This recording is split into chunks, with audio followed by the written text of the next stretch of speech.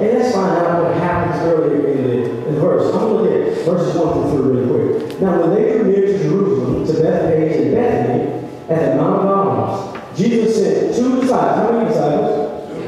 It says to them, go into the village in front of you, and immediately as you enter it, you will find a colt tied on which no one has ever sat. Untie it and bring it to me. All right, so now before this great movement of God takes place, before this great thing takes place, he enlists someone in the earth.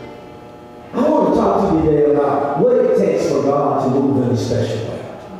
I want to talk to you about how do you unlock a mighty movement of God in your life, in your being, in your household, in your family. How do you, because you know when God is around, all the trouble has to come down. Did you know that? So how do you invite God in your life in such a way that all of the trouble comes down? And so we're going to talk about this. And so one of the things that is key is that God chooses, because he's God, and he makes that decision, he chooses to use people that look and think like you and I. Now, if you and I were God, we probably would try to use somebody else. But he truly desires to use us. He desires to use you in such a special way in his army. You know, if you know anything about mechanics, some of them have a favorite brand of tools that they use.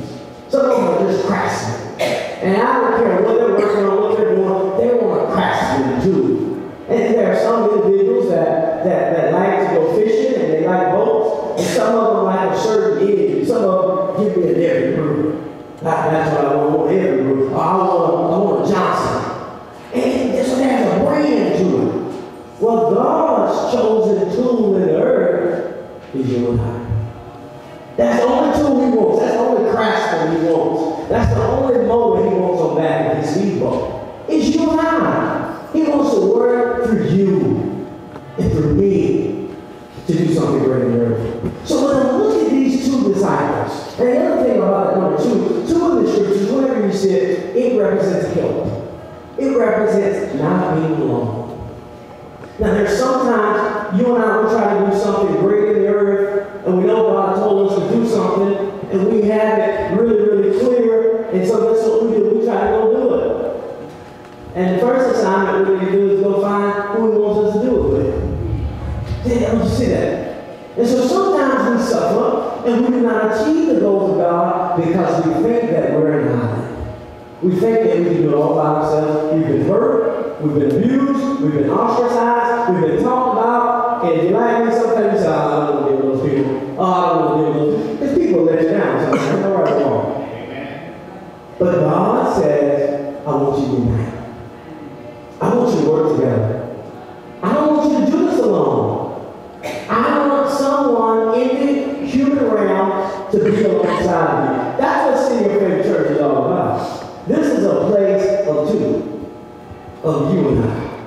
This is a place of the 2 of you. This is a place of this section and this section kind of coming together. This is a place where men and women come together. This is a place where the old and the young come together. This is a place where this culture group and this culture group come together. This is the representation of 2 of the earth. And together we can do so much. Together we can change this community.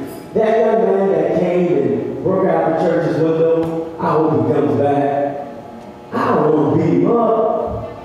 I don't want any money from him. I don't want the electronics back. I can care less. I want him to take Jesus with him this time.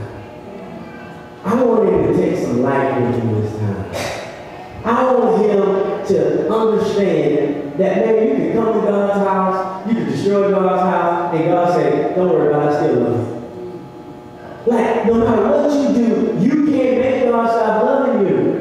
And God loves you so very much, he's willing to forgive you and forget about it and allow you to move on as if you've never done it before.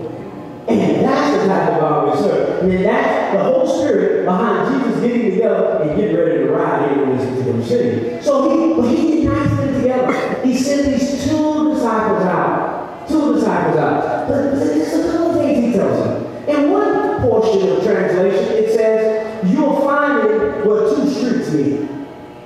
You'll find this donkey where 2 streets meet. And these particular streets in this day and time, you'll find them on the corner in a public place in this type of street. You're going to find a donkey that no one's ridden before. But one of the things that metaphorically represents is that Jesus is the one that gives us direction. We don't know whether to go left, whether to go right, whether to jump up, whether to sit down. We don't know what to do. We're really at where two streets meet. We're at a corner, and we don't know which way to turn. But God says, through Jesus Christ, through His Word operating in your life, you'll be able to move with confidence each and every time, because I will show you the paths I have for you. I will show you the plans I have for you. If it's financial difficulty, I got a plan to get you out of that. If it's a health scare, I have a solution to get you out of that. If it's a relationship issue, I have a plan. I have a playbook. If you will just but trust me, I will bring you out of your circumstance. I will bring you through that season of trouble, and I will set you high above on a hill. And I don't care how many people down there don't like it. I'll set you high above a hill. And so he tells me that the street. Then the other thing he says to them that is very peculiar in this particular place, he says, one, it's going to be a donkey that no one has ridden before. Now, I don't know how much you know about horses and donkeys. You know, we all in Houston, you're supposed to know this kind of stuff. But you know, you got to break an animal. You got to break that animal. That animal is wild. That animal does not want to be controlled. That animal does not want to be ruled. That animal does not want a new weight and a new pressure on his back.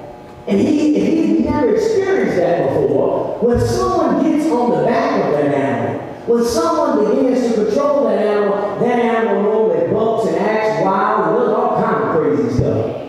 And that represents you and I.